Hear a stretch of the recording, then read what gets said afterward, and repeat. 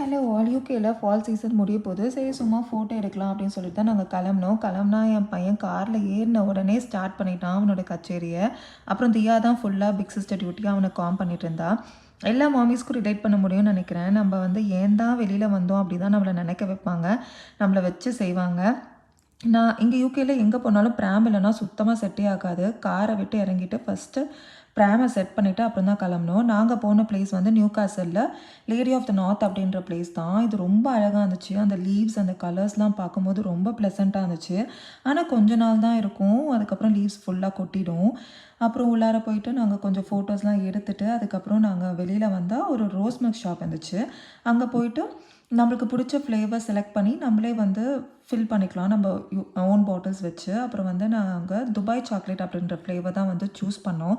ஆனால் அது பெரிய டிஃப்ரென்ஸ் எதுவுமே இல்லை, ஒரு நார்மலான சாக்லேட் ஃப்ளேவர் மாதிரி தான் இருந்துச்சு. அப்புறமா அதை குடிச்சிட்டு நாங்கள் கிளம்பிட்டோம். நெக்ஸ்ட் வ்ளாகில் பார்க்கலாம். பாய்.